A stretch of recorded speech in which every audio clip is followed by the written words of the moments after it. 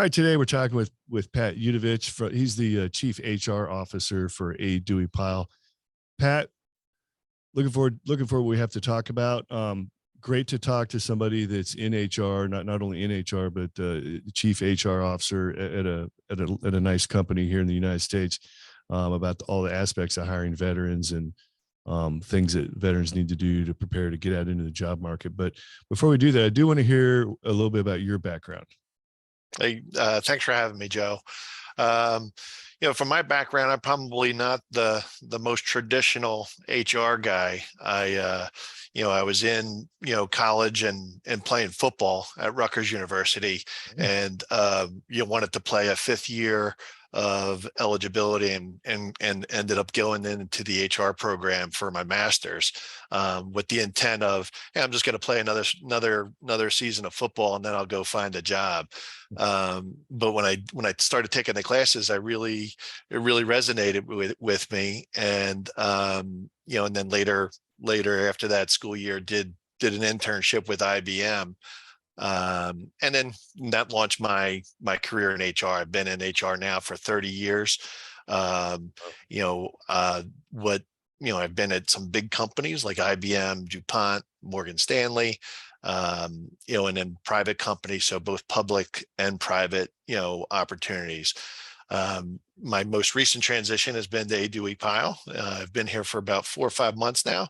And I really, Joe, like I was saying, really feel like I found a home. I'm one of 9 children that my parents had. So I think the combination of, a big family and sports really permeates the culture here at Pyle, where it's family owned since 1924. So we're coming up on our 100-year anniversary, 4th generation. Family still heavily involved, and really truly care about the people, and that's the big differentiator for Duie Pyle. But I also think it's why it makes military personnel so attractive to us, right? Yeah. That whole team and family aspect. Great. So before we dive into the HR aspects, tell us a little bit about what Duie Pyle does. So Pyle is, they're a transportation and logistics company, located in the Northeast. We have 27 terminals from Virginia up to Maine. So, and as far west as, Cleveland, Ohio. 16 warehouses, over 3.5 million warehousing square feet. Mm-hmm. So we really do all things, trucking and logistics. So less than truckload, LTL business, LTL, yeah. Brokerage business, a dedicated fleet, and the warehousing and distribution. So awesome. Great. Very familiar to anybody that's been in the military. Exactly. Logistics. Yeah. Okay. So, Duie Pyle, you guys have some concerted efforts, deliberate veteran hiring. Tell us what kind of things do you find in veterans that make you want to hire them? Sure. Like I was saying, I think it's that family teamwork atmosphere really translates to the transportation industry. Let's face it, there's a lot of, on the dock and in the terminals, it's hot in the summer and it's cold in the winter, right? That's not for everybody. And some people let that get in their way mentally, right? They don't have that stick-to-itiveness, if you will, or grit, like we like to say here. And that permeates through the military for an individual to get through the training and take all of the responsibilities that they get accomplished. All of those things translate to this industry. And what I think is important to understand, we have over 200 veterans that have self-identified today on our books, right? And more than half of them are truck drivers, but there's a good number of mechanics, that take care of our fleet techs, operations and management personnel, it probably makes up 15% of that number. And we all have, finance, accounting, IT. So I think the mistake a lot of people, make, they hear a trucking company and they're like, I don't want to be a truck driver.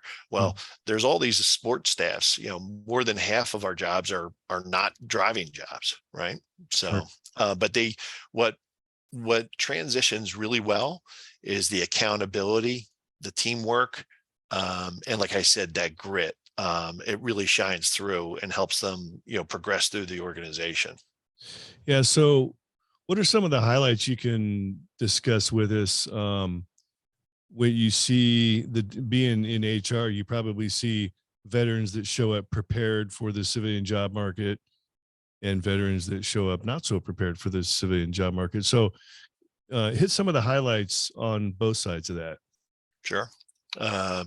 So preparation, as you know, and it's ingrained in the military, right? That whole beginning part of your military career is training, and then it's ongoing. So you want to prepare for interviews just like you would any other operation, right? You want to do your intel. You want to know what the company is about, what they're like, and most importantly, and I know you do a lot of work with military transitioning, it's culturally, right? So understanding the kinds of things that resonate with you as a candidate, and then looking for that in a company, and what's that culture look like, and am I going to be able to successfully perform in that culture? To me, that's the number one thing, is that culture. Because if people aren't, we're interviewing candidates, but candidates are interviewing us, right? Mhm. And more than really any time in the past 30 years that I've been in HR, the power is with the employee, right? The applicant, they're in the driver's seat right now, and it's a good place for them to be. They can choose where they want to go, but not to the point where they come across as arrogant or unprepared, right? So there's not a company out there that wants to take a chance on someone who just feels like they're going to get the job just for showing up. That's not the case, right? Yeah. So I would say that preparation really shines through in an interview and carries a lot of weight, because that, for Pyle, that means that they care about who they are and what they're going to be doing. Yeah. I think that there's a lot of folks, especially military folks, that in search of the right culture. One, it's kind of hard to do. Um, Companies don't. It's really hard to detect what a company's culture is from the outside, unless you know somebody that's on the inside. Get some of that inside gouge, of course. But in the military, it's often equated. An analogy would be, regardless of what your MOS was, you remember the unit you were in that had a great CO and had great leadership, and the place was run, the unit was run properly and had that awesome culture.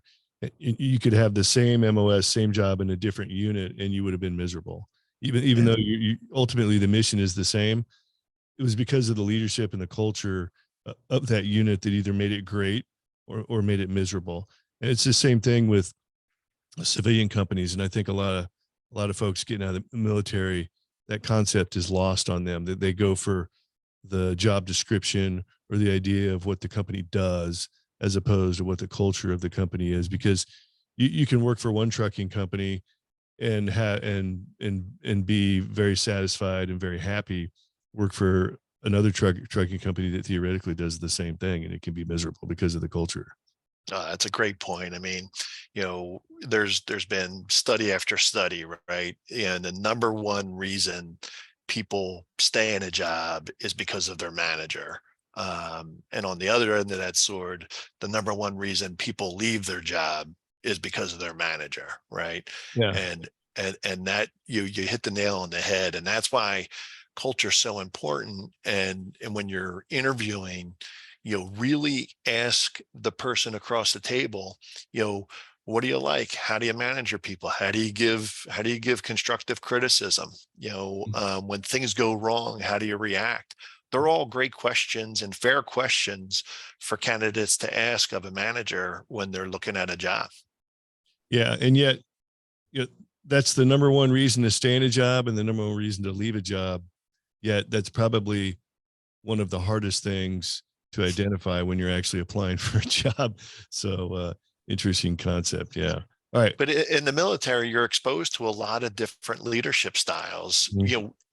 Even though a lot of the training's the same, Mhm. it's the how behind the what, right? So someone can give an order, but the way someone else is given an order, comes across differently, and you want to work for that person. Absolutely. They should pay attention and really be introspective about what kinds of things really appeal to them, and then how they want to see that in their next opportunity. And, one of the other things I always said is we probably learn more from bad leadership than we do from good leadership. And one of the biggest things we learn from bad leadership is how much to appreciate good leadership. And unfortunately, in the military, most veterans have probably had a lot of experience with bad leadership. And if they can get into a company that's led well and has great leadership, then they'll immediately recognize it and remain loyal to that because they've had enough experiences with the opposite of that. So we're going to take a quick break. So hold that thought. We'll be right back.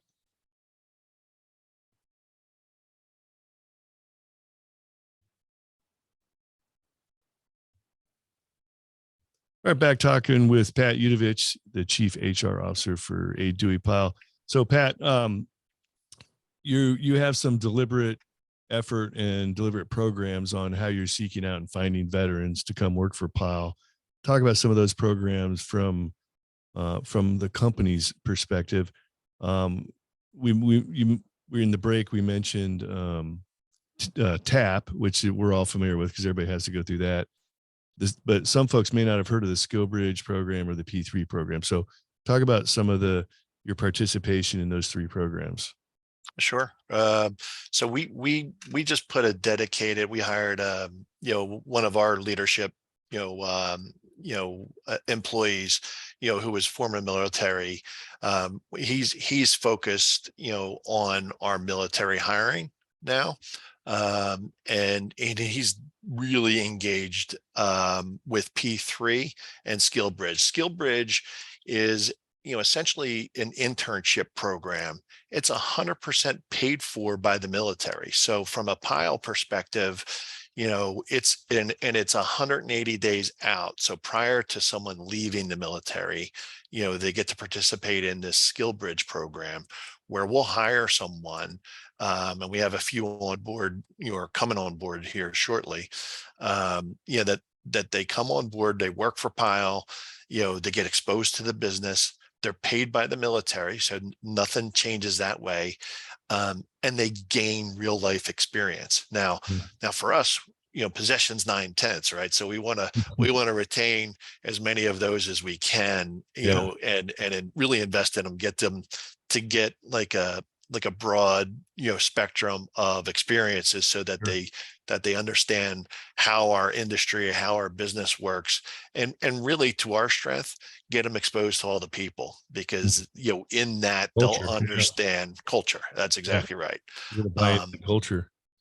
P3 is a private public partnership, and that we really partner with Dave Hargrave, who's a retired Army colonel, and they're more local opportunities. So we're very active at Fort Drum and Fort McGuire and Fort Dix, but they'll get former military or transition in military, and they'll work with them. And Kyle, our resource, he'll help former military work on their resume, translating the MOS and MOC codes to more civilian type terms.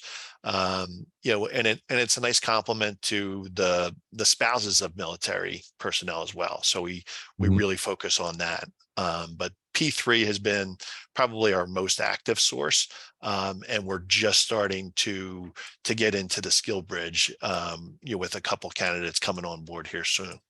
Yeah, we've heard some phenomenal things about this Skillbridge program. I've not heard of the P3 before, which sounds awesome. It seems to be working great for you guys. Of course, everybody knows TAP because you got to go through it.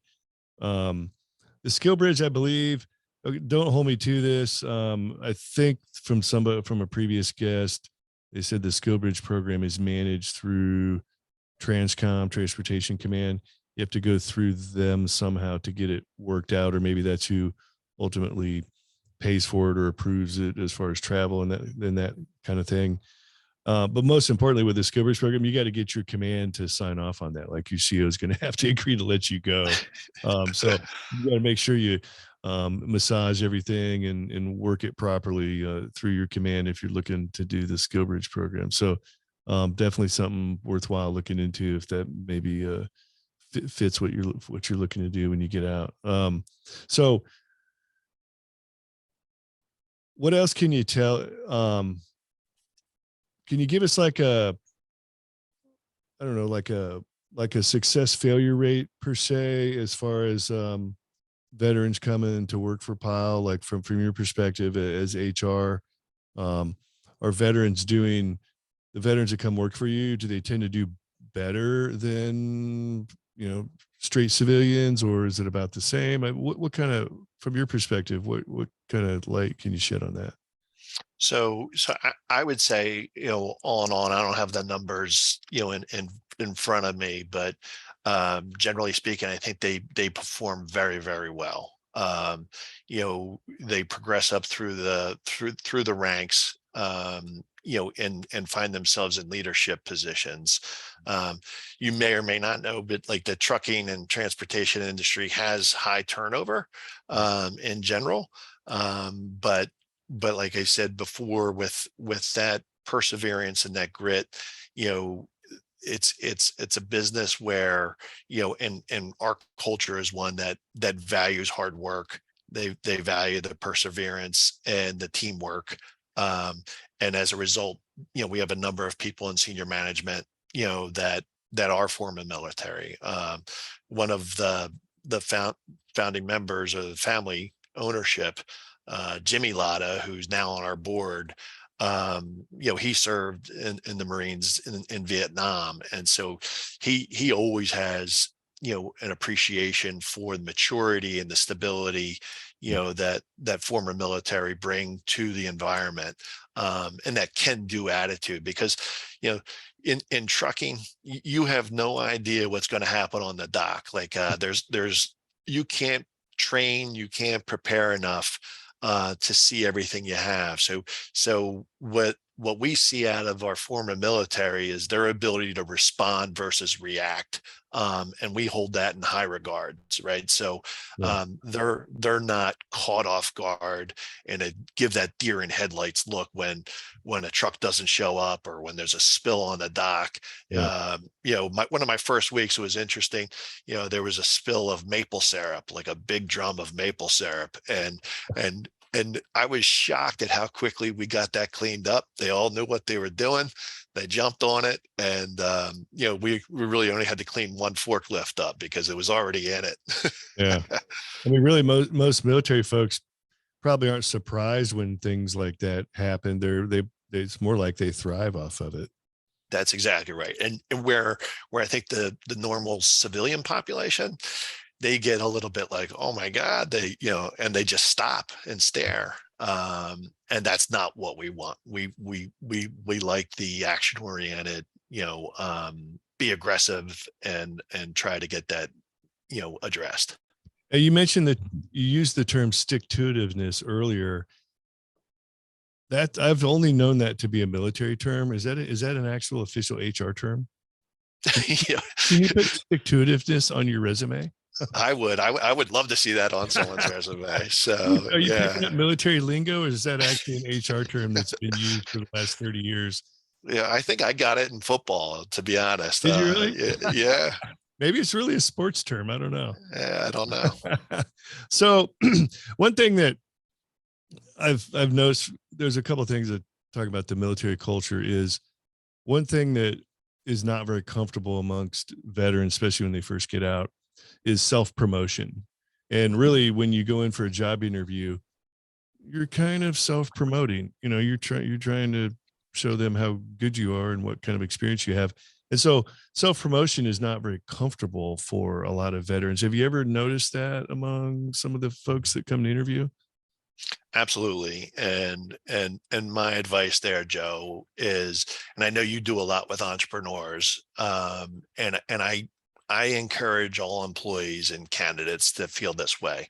Mhm. You need to approach each situation. You're the CEO, right? Of your company, Mhm. your brand. So you're the CEO of Joe Crane Incorporated, and you control your brand, your advertising, what you want to be known for and what you don't want to be known for, right? And so when you approach, a job interview or any situation, have that in mind. And so your advertising campaign is you want to sell the right kinds of messages to reflect who you are.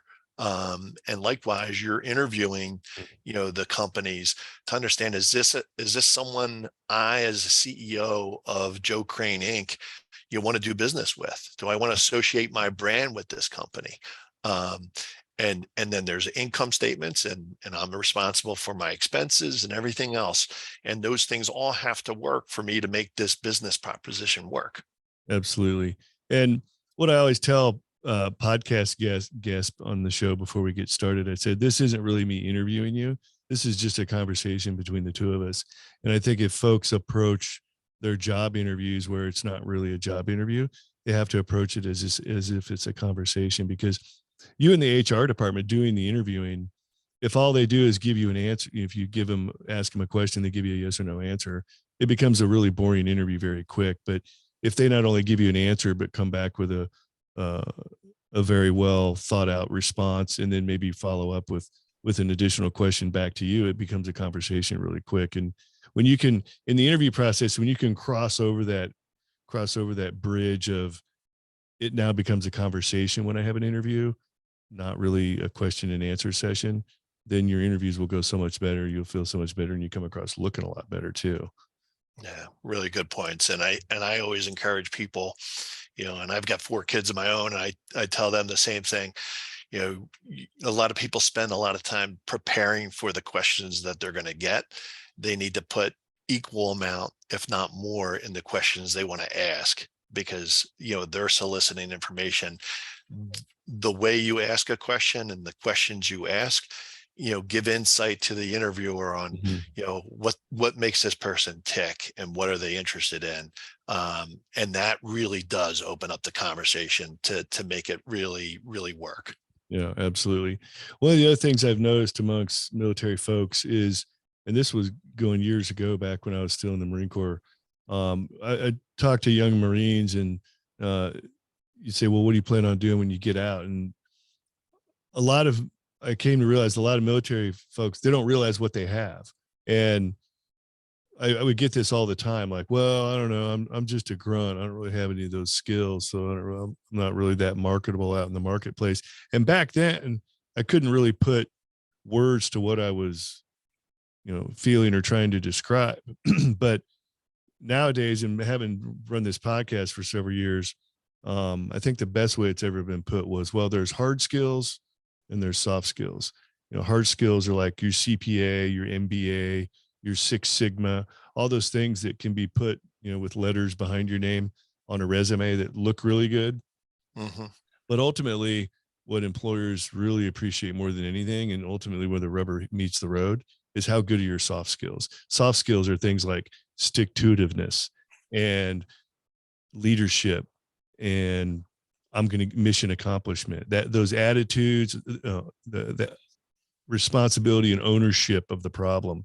Those are the kinds of, those soft skills are where military folks shine. And the more operationally involved in the military, the more crazy your experience was, oftentimes the tougher your experience was in the military, the better your soft skills are going to be, because you're going to be able to deal with people, you're going to deal with hard situations, you're going to be able to deal with maple syrup spills on the dock real easily and not really think twice about it. So talk a little bit about what your experience with hiring military folks has been as far as some of those soft skills go. Yeah, and the points you're making are great. And the other way I would say it, Joe, is what I see with military, candidates. It's not what, it's how, and I think the what would be the hard skills and the how would be the soft skills, right? So a lot of people can get, build a bridge and get everyone across it. But there's everyone's upset about it and how it was made, and they were directed this and that. It took maybe twice as long, right? Mhm. So the more they can talk about, not only what they accomplished, but how they accomplished it, Mhm. I think is great. And you've heard of, SOAR, if you use that acronym SOAR, the kind of situation, the opportunity, the action, and the result, Mhm. in there, you want to show how you've shown empathy, the teamwork, those kinds of competencies, that are important to Pyle. For us, that's what we really look for, is that how are you accomplishing the tasks that you're talking about? Mhm. Absolutely. Well, hey, Pat, give us a shout out for a Duie Pyle. If someone's interested in checking out Pyle, how do they go about finding Pyle or possibly starting the process for coming to work for you? Yeah, well, we would love to hear from you. We have over 200 openings now. We have 4,000 employees already on board. We're coming up on our 100-year anniversary, like I said, so we're a very stable company. Pilejobs.com is the easiest way. Just log on there, and you'll be connected to, different openings. Kyle Kratzer is the other. He's the gentleman that's in charge of our military recruiting. And he can be reached via email at kkratzner@aduiepile.com. Awesome. And Pat, I'll give you the last word as far as um, any last bit of advice if somebody's in the military or on their way out, going through a transition at the moment. What kind of advice would you have for them, or what comes to mind? My advice would be, don't, just take the action, take the advice, but be true to yourself, right? And don't feel like you have to have all the answers. Um, you know, I'm 55 years old. I just started a new job, and I feel like I finally just, found the place that I want to be. So if you don't know what you want to do, give Pile a look. We'll work with you. We'll expose you to different things, and help you figure it out. Awesome. Well, thanks, Pat. I appreciate it. Thanks for sharing your words of wisdom and insider's view of what's going on out there in the hiring process, especially with a Duie Pyle. And hopefully we can send some veterans your way and do good things. Thanks, Joe. I appreciate your time. All right. Thank you, Pat. We're out.